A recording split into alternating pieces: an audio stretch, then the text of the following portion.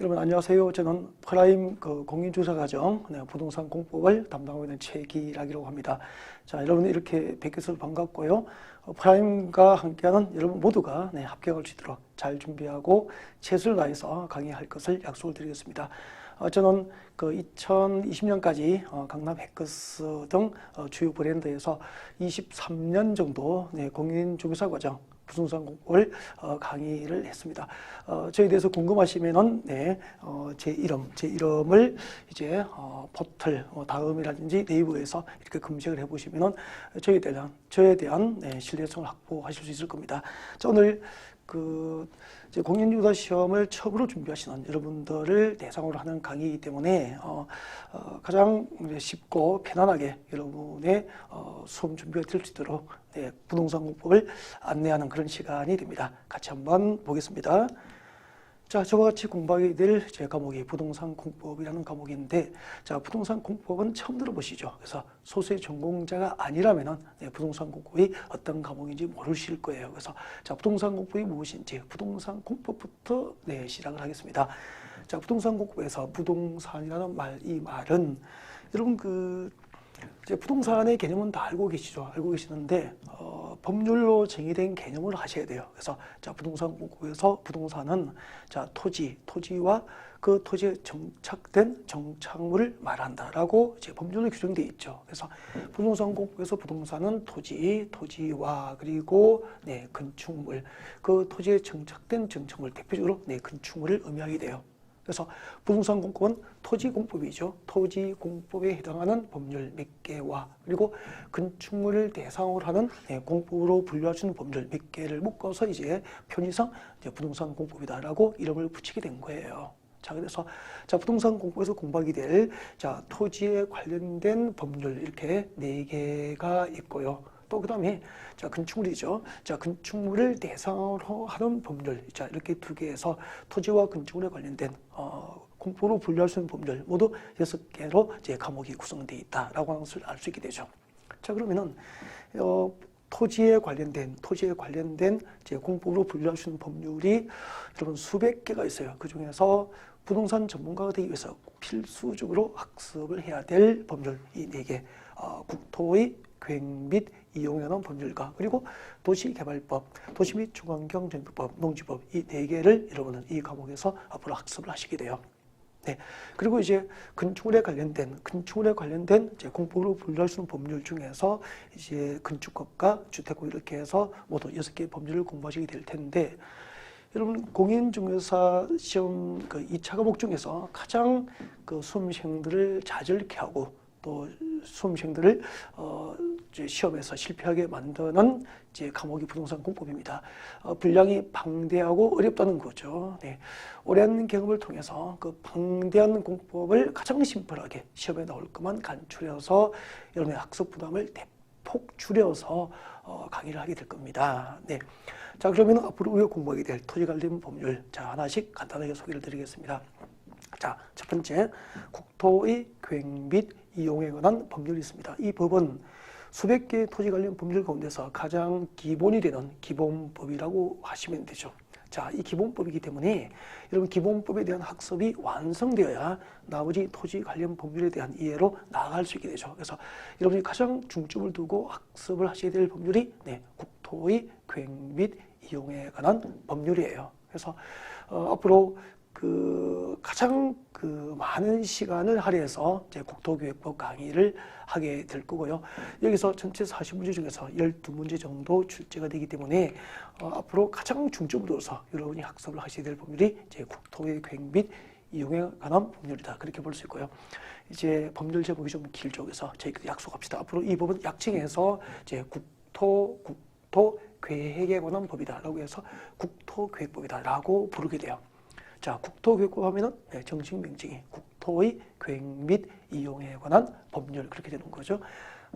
그다음에 이제 신도시 개발을 요즘에 많이 하게 되죠. 그래서 우리 수도권 서울의 경우에 특히 이제 주택 가격이 폭등하고 그것은 곧 여러 가지 원인이 있겠죠.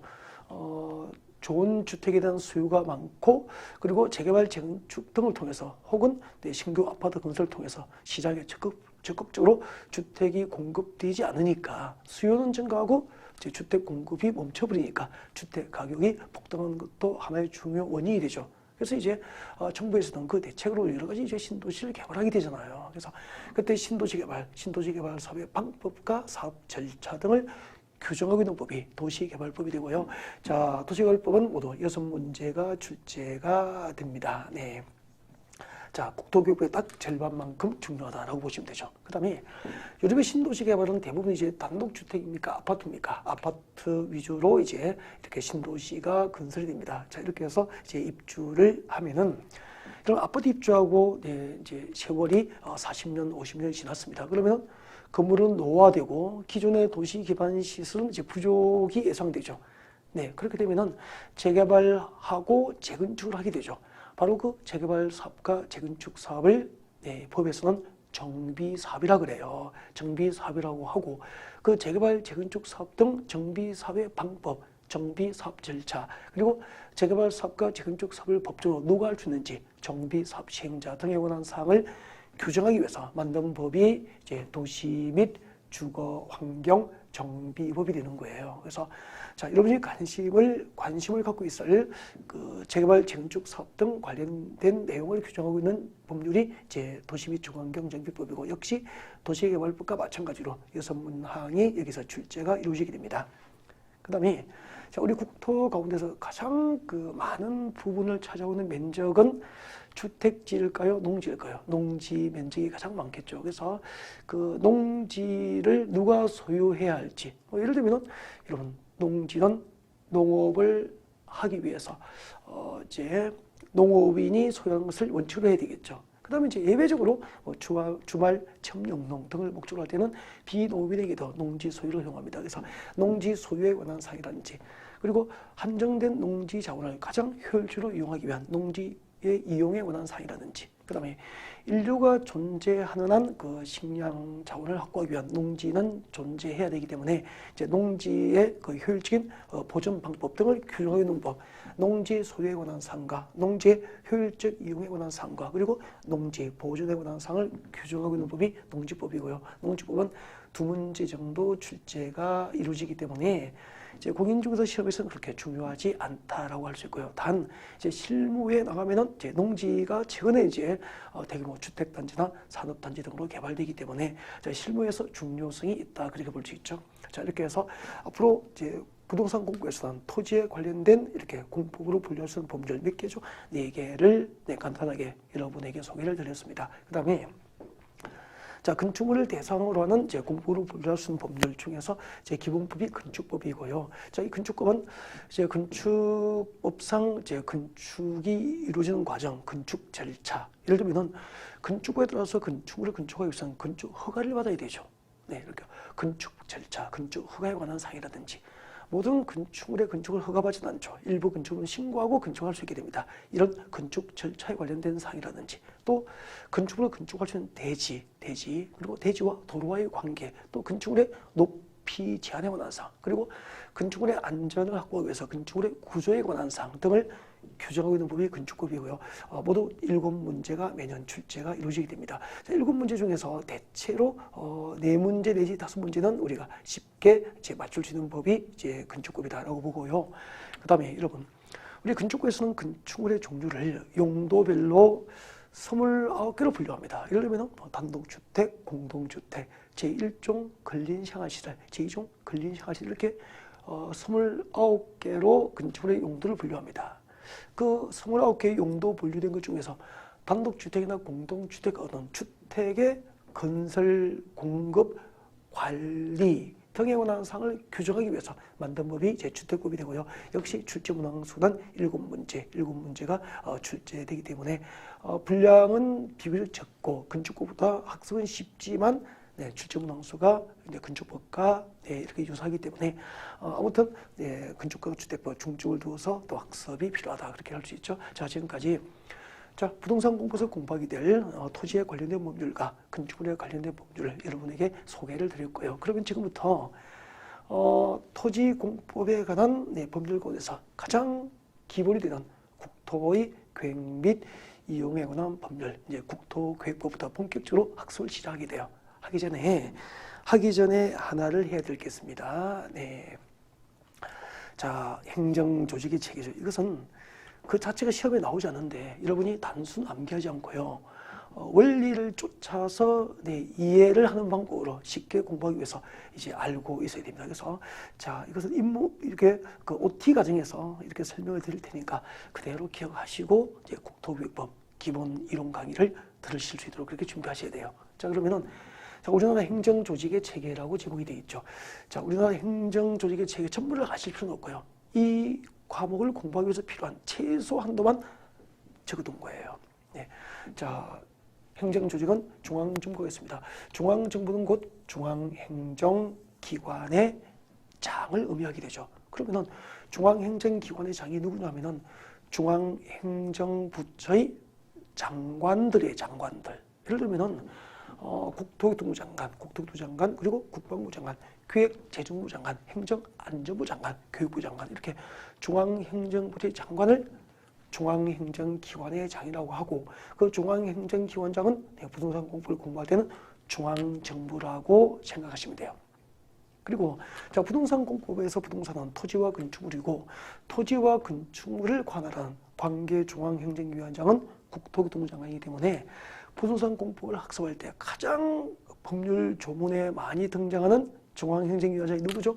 국토교통부 장관입니다. 그래서 국토교통부 장관을 제가 줄여서 자, 부동산 공법 시간에는 국장이라고 할 거죠. 그래서 자, 공법 시간에 국장하면 누구죠? 국토교통부 장관. 지방자치단체장입니까? 네, 중앙정부입니까? 중앙정부를 의미한다는 거죠. 그 다음에 여러분 지방자치단체는 두 가지가 있죠. 우리 그 총학교 사회책에 나오는 거예요. 네, 자, 지방자치단체는 두 가지가 있는데 두 가지가 이렇게 되죠. 광역자치단체가 있고요. 그리고 기초자치단체로 나누어지죠. 이렇게 광역자치단체와 기초자치단체를 지방자치단체라고 하는 거죠. 자, 그러면은 광역자치단체는 법상 이렇게 규정되어 있습니다. 자, 서울특별시, 특별시, 6대 광역시, 6대 광역시, 그리고 세종특별자치시, 앞으로 제가 줄여서 특시라고 할 거예요. 특시하면은 세종특별자치시를 의미하게 됩니다. 그 다음에 자, 제주도는 제주특별자치도법이 통과하면서 제주특별자치도법이 이제 국회를 통과하면서 제주도 전부가 하나의 행정단위가 된 거죠. 제주특별자치도가 됐고요. 앞으로 제주특별자치도를 줄여서 특도라고 할 거예요. 특도. 그리고 제주특별자치도가 아닌 나머지 도는 전부 여기에 해당됩니다. 네, 그래서 강원도, 경기도, 충청남북도, 전라남북도, 경상남북도는 여기에 해당되게 되죠. 이렇게 5개입니다. 특별시, 광역시, 특별자치시, 특별자치도, 도 이 5개를 줄여서 이 법 국토교육법에서는 시도라고 합니다. 시도라고 해요. 시도. 이것도 법률로 규정된 약속. 그래서 시도하면은 5개를 의미합니다. 특별시, 광역시, 특시, 특도, 그리고 도 이 5개를 시도라 그래요. 그리고 이 5개 행정기관의 장, 즉 서울특별시장, 6대 광역시 광역시장, 세종특별자치시장, 제주특별자치도지사, 그리고 도지사를 시도지사라고 부르는 거죠. 그래서 시도지사 하면은 특별시장, 광역시장, 특별자치시장, 특별자치도지사, 그리고 도지사를 시도지사라고 한다. 이거 꼭 기억하셨으면 좋겠습니다.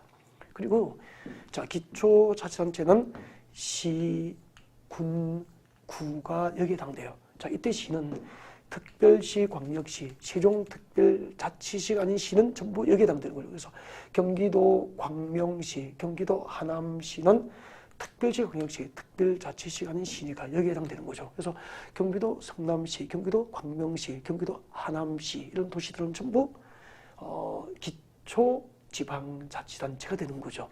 그리고 군 지역도 기초자치단체고요. 그리고 이때 군은 자치구를 의미해요. 자치구는 법에 의해서, 법률에 의해서 지방자치단체로서 자치권이 부여된 구를 자치구라고 합니다. 쉽게 얘기하면 특별시, 광역시에 있는 구는 자치구가 돼요. 그래서 부산광역시 해운대구, 서울특별시 강남구 이런 것은 전부 이제 지방자치단체로서 자치권이 부여된 자치구라고 볼 수 있고요. 여러분, 경기도 성남시에 가면 분당구가 있죠. 경기도 안산시에 가면 상록구가 있죠. 이런 구는 지방자치단체로서 자치권이 부여되지 않은 행정 편의를 위해서 두고 있는 구이기 때문에 행정구라고 합니다. 이 행정구는 법상 지방자치단체가 아니다라는 거죠. 자, 지금까지 부동산국을 공부하기 위해서 필요한 행정조직 체계를 3단계로 나누어서 중앙정부와 그리고 지방자치단체 가운데서 광역자치단체와 그리고 기초자치단체 이렇게 해서 3단계를 여러분에게 소개해드렸고요. 자, 이 정도의 기본적인 소양을 가지고 이제 본격적으로 토지공법의 기본이 되는 국토의 계획 및 이용에 관한 법률을 본격적으로 이제 학습을 해보는 거죠. 자, 그러면은 앞으로 가장 제가 이제 중점을 두고 이제 국토의 계획 및 이용에 관한 법률을 여러분에게 이제 학습해 설명을 드릴 건데요. 자, 이 법률의 내용이 무엇일까라는 거죠. 물론 이제 이 법률에 대한 학습을 전체 하고 나면은 이제 어떤 내용이 중심 내용인지를 알 수 있게 되겠지만, 자, 이 법률을 공부하기 전에 이 법률의 핵심 하나를 전달을 드리고 싶습니다. 자, 보십시오. 자, 우리나라 국토를 대상으로, 우리나라 국토죠, 토지.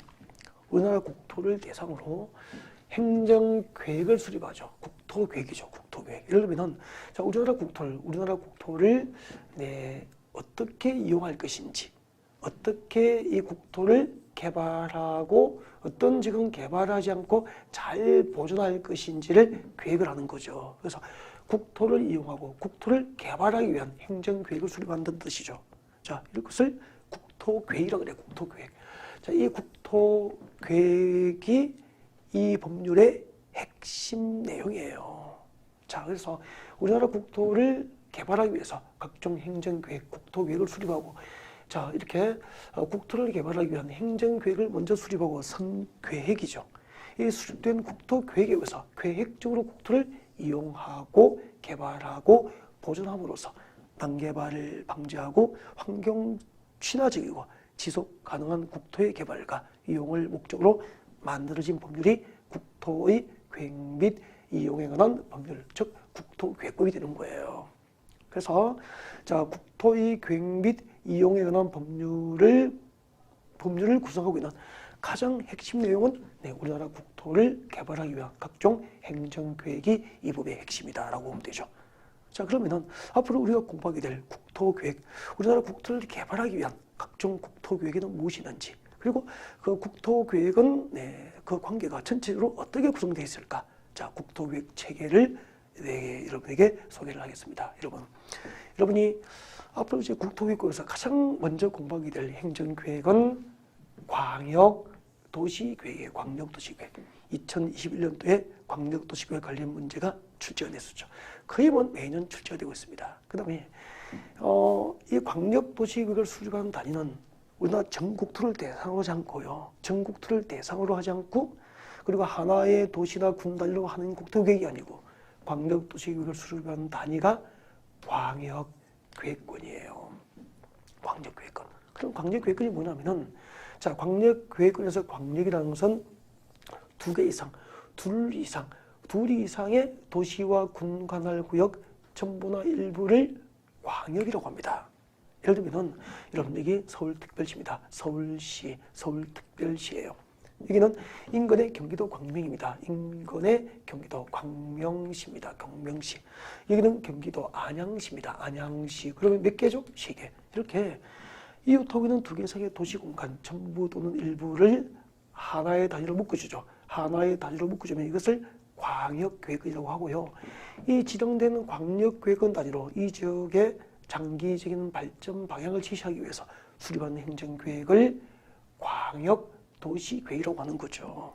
그래서 광역도시계획이란 이미 지정된 광역계획권의 장기적인 발전 방향을 지시하는 행정계획으로서, 가장 중요한 것은 광역시가 아니고 지정된 광역계획권 단위로 장기적인 발전 방향을 제시하기 위해서 수립하는 행정계획을 광역도시계획이라고 합니다. 그 다음에 자, 이 광역도시계획이 수립된 광역계획권 안에는 이렇게 개별적인 하나하나의 도시와 군들이 포함되어 있겠죠. 자, 이렇게 광역계획권에 포함된 하나의 도시와 군 단위로 다시 국토, 토지 계획이 수립됩니다. 이렇게 도시와 군 단위로 수립하는 국토계획을 도시군 계획이라고 하는 거죠. 그러면은 여러분 서울은 하나의 도시가 되잖아요. 그래서 서울시는 서울시 관할구역 단위로 서울시 도시계획이 있는 거죠. 서울시 도시계획이 수립돼요. 그리고 강원도 평창군 하면은 하나의 군이 되죠. 자, 평창군은 군 관할구역 단위로 평창군 군 관할구역 단위로 평창군 군계획이 수립됩니다. 이렇게 도시가 수립하는 도시계획과 군 단위로 수립하는 군계획을 합하여 도시군 계획이다라고 하게 되는 거죠. 자, 그리고 이렇게 하나의 도시나 군 단위로 수립하는 도시군 계획에는 두 가지가 있죠. 도시지역과 군지역, 도시지역과 군지역의 기본적인 도시공간구조, 기본적인 도시공간구조와 장기적인 발전 방향을 제시하는 도시군 기본계획과 자, 이렇게 도시군 기본계획에 의해서 도시와 군 단위로 장기적인 발전 방향이 제시되면은 거기에 부합될 수 있도록, 거기에 적합하도록 도시와 군 지역의 토지를 관리하기 위해서 구체적인 정책 6개를 정책으로 입안하고 결정할 수 있는 행정계획을 도시군 관리계획이라고 해서 이 도시군 기본계획과 도시군 관리계획을 합하여 국토계획법상 도시군 계획이라고 하는 거죠. 여러분, 지금 우리가 공부하는 법률이 국토의 계획 및 이용에 관한 법률, 국토계획법이고요. 자, 국토계획법상 도시군 계획에는 두 가지가 있죠. 도시군 기본계획과 도시군 관리계획이 있다는 얘기죠. 이 도시군 기본계획과 도시군 관리계획을 합하여 국토계획법상 도시군 계획이다라고 하게 되는 거죠. 자, 그러면은 도시군 계획에는 도시군 기본계획과 도시군 관리계획이 있는데 이 도시군 기본계획은 어떤 도시나 군지역이 장기적으로 한 10년, 20년 이후에 어떤 방향으로 개발하고 발전을 시킬 것인지를 장기적인 개발 방향만 제시하는 거예요. 하면은 그게 부합될 수 있도록 이 도시지역과 군지역을 관리하기 위해서 구체적인 정책 6개를 정책으로 입안하고 결정할 수 있는 행정계획이 도시군 관리계획인데 그 도시군 관리계획이라고 하는 행정계획에 의해서 정책으로 입안되고 결정될 수 있는 대상 그 6개를 같이 한번 볼 수 있도록 할까요? 네. 여러분, 하나의 도시지역과 군지역, 도시와 군지역을 관리하기 위해서 여기 6개죠. 이 6가지를 정책으로 입안하고 결정할 수 있는 행정계획을 도시군 관리계획이라고 합니다. 그래서 도시군 관리계획은 이거 6가지를 내용을 하는 행정계획이죠. 그래서 누군가가 국토계획법상 도시군 계획 중에서 도시군 관리계획이 무엇입니까? 라고 물으면은 이거 6가지, 이 6가지를 정책으로 입안하고 이거 6가지를 정책으로 입안을 해서 최종 정책으로 결정할 수 있는 행정계획이다라고 대답하시면 돼요. 자, 첫 번째 도시군 관리계획이란 도시지역과 군지역의 토지 위에다가 용도지역, 용도지구 아직 안 배웠으니까 모르죠. 앞으로 배우게 될 겁니다. 용도지역, 용도지구 그 다음에 자, 개발제한구역과 도시자연공원구역과 시가와 주중구역과 수단조언보호구역 이 4개를 용도구역이라고 합니다. 이 4가지를 용도구역이라고 합니다. 용도구역. 자, 이렇게 용도지역, 용도지구, 용도구역이라는 것을 도시지역과 군지역의 토지에다가 새로 지정하고 또 지정된 것을 변경 결정할 수 있는 행정계획을 도시군 관리계획이라고 합니다. 그래서 도시군 관리계획이 무엇입니까? 라고 물으면은 용도지역, 용도지구, 용도구역이라는 것을 새로 지정도 하고 지정된 것을 변경 결정할 수 있는 행정계획이 도시군 관리계획이다라고 되는 거죠. 자, 그러면은 제가 하나를 보여드리겠습니다. 봐주세요. 여러분, 여기가 서울이에요. 서울. 자, 우리 서울이다라고 과정을 합시다. 그러면 우리 국토 가운데서 서울처럼 인구와 사립이 밀집되어서 이미 개발했고 앞으로 개발할 곳을 용도 지정하면은 도시지역이라고 그래요. 도시지역이라고 합니다. 서울시 관할구역의 토지 대부분은 도시지역으로 용도지역이 지정되어 있다. 그렇게 볼 수 있잖아요. 자, 그 다음에 도시지역인데 이 도시지역 안에 있는 토지는 다시 그 토지의 기능과 토지 적성에 따라서 땅의 종류가 용도별로 4가지로 구분되어 있어요. 예를 들면 도시지역 안에는 주거지역이 있습니다. 들어보셨죠? 주거지역. 그리고 상업지역이 있습니다. 상업지역. 그리고 공업지역이 있죠. 공업지역. 그리고 녹지지역이 있게 되죠.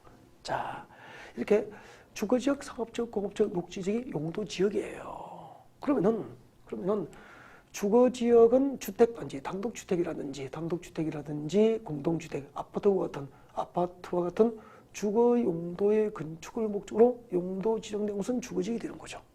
그 다음에 업무용도의 빌딩이나 상가를 건축할 목적으로 용도 지정된 곳은 상업지역이에요. 그 다음에 공장 건축을 목적으로 용도 지정된 곳은 공업지역이 되는 거잖아요. 그러면은 주거지역, 상업지역, 공업지역으로 용도지역이 지정된 곳은 주택단지, 유통단지, 그리고 산업단지 개발이 가능하기 때문에 개발 목적, 개발 용도라고 볼 수 있죠. 그래서 주거지역, 상업지역, 공업지역은 개발할 수 있는 땅이기 때문에 제곱미터당 땅값이 만약에 3천만 원이다 라고 과정을 합시다. 근데 녹지지역은 글자 그대로 녹지 보존을 목적으로 지정된 보존 목적의 토지라는 거죠. 한마디로 개발을 원칙적으로 할 수 없는 거죠. 그래서 녹지지역은 제곱미터당 땅값이 제곱미터당 토지 가격이 100만 원, 100만 원, 100만 원 밖에 안 하는 거예요. 그러면은 주거지역, 상업지역, 서울시 상업지역은 제곱미터당 3천만 원인데 녹지지역은 제곱미터당 땅값이 100만 원이죠.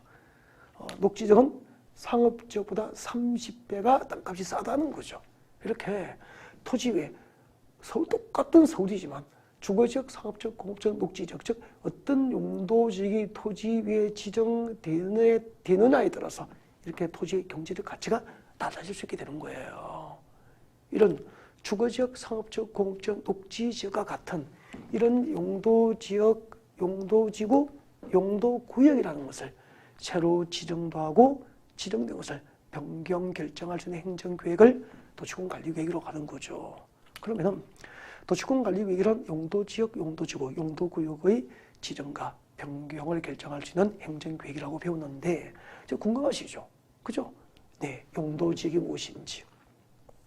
그 용도지역이 무엇인지 이제 하나씩 풀어서 다음 시간에 배우게 돼요, 이제.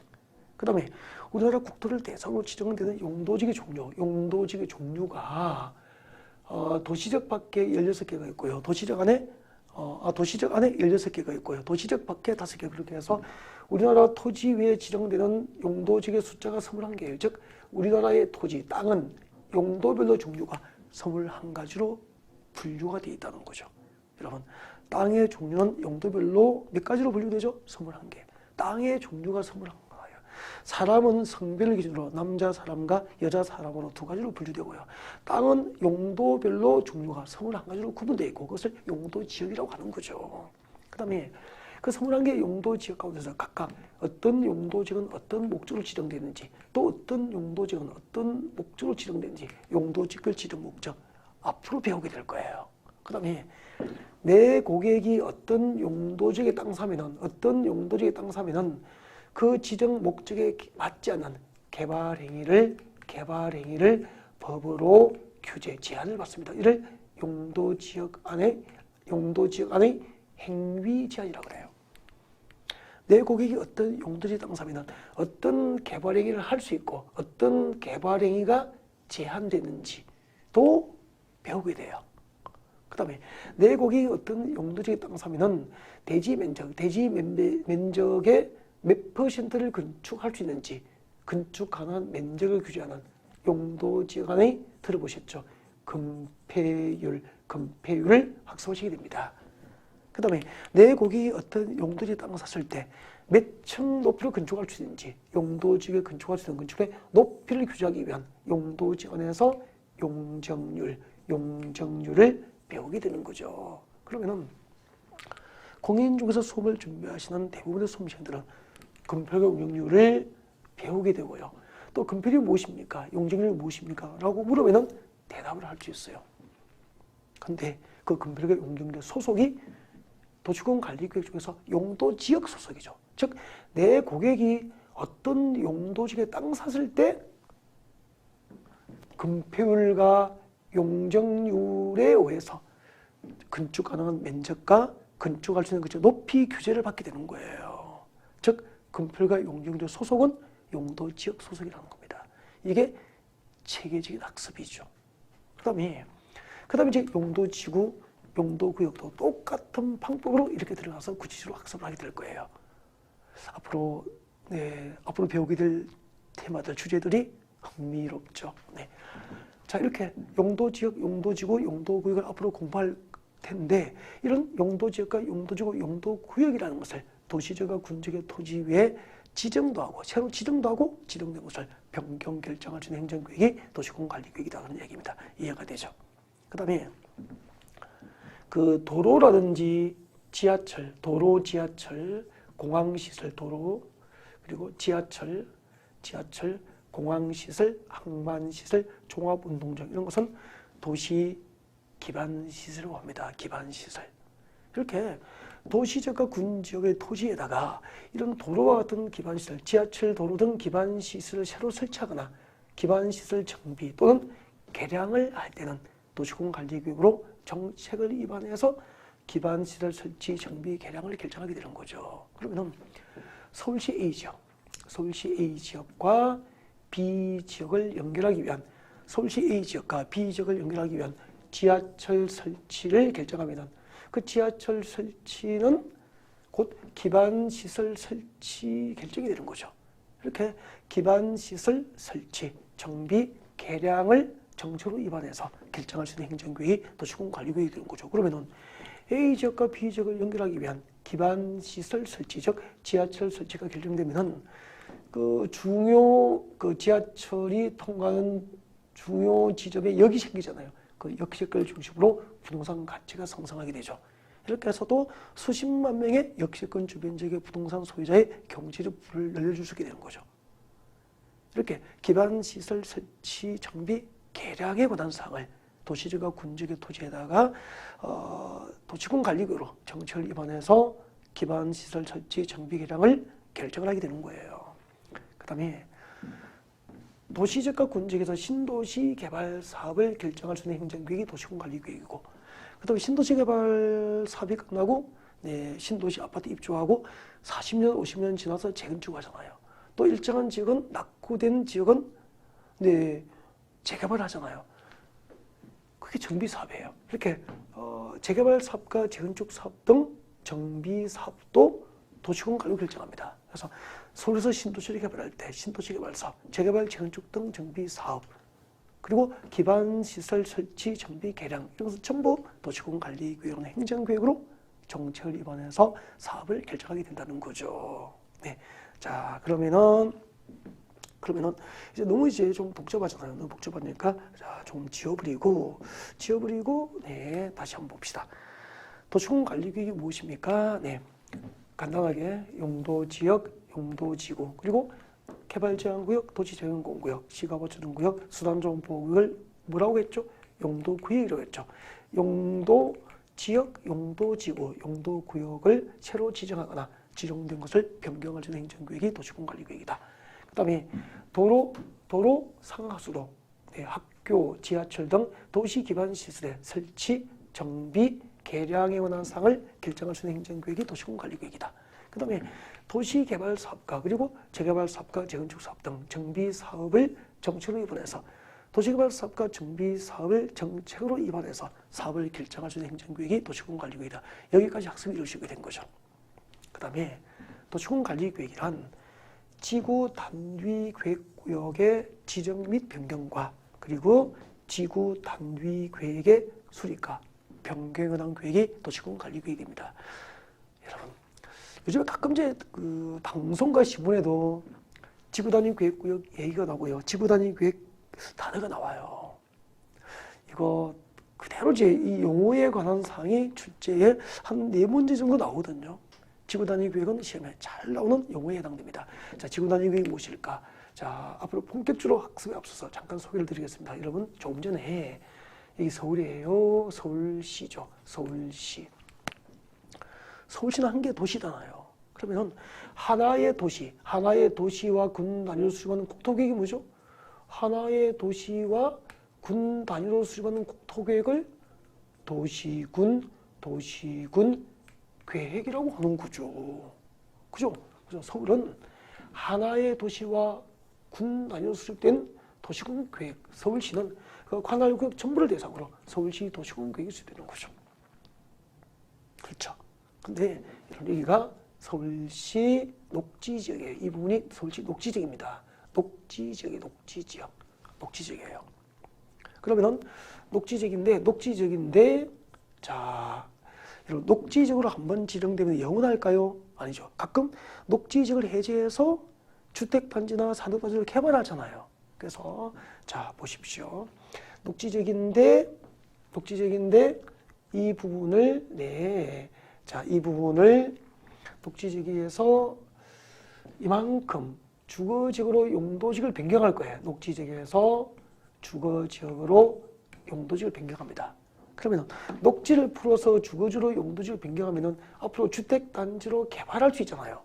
그러면 이번에 녹지지역에서 주거지로 변경된 지역은 서울시 도시군 계획 수립 대상 지역 중 일부 지역이죠. 이렇게 하나의 도시나 군관할 구역 중 도시 또는 군관할 구역 중 일부 지역 단위를 뭐라고 하냐면은 지구 단위라고 그래요. 지구 단위. 도시 또는 군 관할 구역 중 일부 지역 단위를 지구 단위라고 그래요. 도시군 계획 수립 대상 지역 중 일부 지역 단위를 지구 단위라고 하고 이 일부 지역 단위의 도시군 관리 계획을 지구 단위 계획이라고 합니다. 그리고 그 지구 단위 계획을 수립하기 위해서 지정하고 변경하는 것을 도시군 관리 계획으로 결정하여 고시한 구역을 지구 단위 계획 구역이라고 하는 거죠. 그래서 하나의 도시나 군관할 구역 전부를 단위로 하는 국토계획, 도시와 군관할 구역 전부를 단위로 하는 국토계획은 도시군 계획이고 그 도시군 계획 수립 대상 지역 중 이 일부 지역 단위의 도시군 관리 계획을 지구 단위 계획이라고 하는 거죠. 자, 이렇게 지구 단위 계획 구역이라는 것을 새로 지정하거나 변경할 수 있는 행정계획이 도시군 관리 계획이고 그리고 지구 단위 계획이라는 행정계획의 수립과 변경을 결정할 수 있는 행정계획이 도시군 관리 계획이라는 거예요. 나중에요. 지금은 앞으로 공부하게 될 내용을 전체를 보여드리고 있는 것이고 앞으로 지구 단위 계획 구역에 관한 사항을 앞으로 한 2시간 정도 시간을 할애해서 기본 이론 강의 시간에 여러분에게 설명을 드려서 여러분을 부동산 전문가로 만들어 드릴 거예요.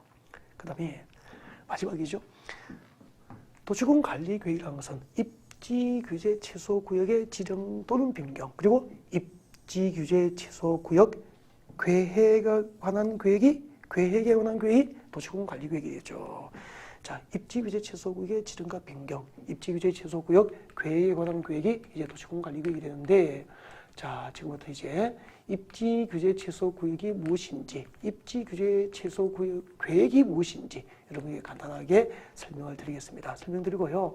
이 설명드린 내용이 이제 나중에 다시 이제 기본 강의 시간에 여러분에게 강의를 드리게 될 거예요. 아셨죠? 네. 그래서 자, 일단은 다 앞으로 공부하게 될, 본격적으로 학습하게 될 내용을 잠깐 한번 들어보겠다라고 생각하시면 되죠. 자, 여러분 여기 서울이고요. 여기 강남의 삼성동 한정부지입니다. 한정부지. 한국전력 본사 건물이던 땅 한정부지예요. 이게 한국전력 본사 건물이 있었는데 어디로 갔느냐 하면은 저기 전으로 나주 혁신도시로 갔습니다. 그래서 나주 혁신도시에 이제 한국전력 본사 건물을 옮겨서 건설하고 그 한국전력에 근무할 수 있는 직원들이 거주할 수 있는 아파트 단지가 대규모로 조성되고 상가가 형성되고 학교 교육실이 들어오면서 나주 혁신도시가 개발된 거죠. 그 나주 혁신도시 건설 비용이 만약에 15조 원이 들었다라고 우리끼리 가정을 해보자. 그러면은 정부의 입장에서는 한국전력은 국가 공기업이죠. 한국전력 본사가 나주 혁신도시로 이전하면서 15조가 들었으니까 정부의 입장에서는 이 삼성동 한전부지, 이 한국전력 본사가 있는 땅, 이 한전부지를 매각을 해서 나주 혁신도시 건설 비용을 구하게 됩니다. 그러면은 정부 입장에서는 이 한전부지를 비싸게 빨리 매각 처분을 해야 되죠. 그러면은 이 한국전력 부지를 비싼 값으로 빨리 매도를 하기 위해서 이 지역의 개발 규제를 완화해 주시죠. 그래서 자 보십시오. 이 지역의 개발 입지, 개발할 수 있는 입지 규제, 개발 입지 규제를 최소화해 줄 목적으로 지정하는 구역을 입지 규제 최소 구역이라고 하는 거죠. 그러면은 자, 입지 규제 최소 구역이란 개발할 수 있는 입지 규제, 개발할 수 있는 입지 규제를 최소화해 줄 목적으로 지정하는 것을 입지 규제 최소 구역이라고 그래요. 그래서 입지 규제 최소 구역을 지정해서 삼성동 안전부지를 사면은 앞으로 개발할 수 있는 입지 규제를 최소해 줄 테니까, 규제를 최소해서 개발을 보장해 줄 테니까 비상값으로 땅 사서 하니까 안 믿는 거예요. 그래서 입지 규제 최소 구역이 지정되면은 입지 규제 최소 구역을 대상으로 행정계획이 수립됩니다. 그 행정계획을 입지 규제 최소 구역 계획이라고 그래요. 이 입지 규제 최소 구역 계획이라고 하는 행정계획에 의해서 이 지역의 개발 규제를 완화해 주는 거죠.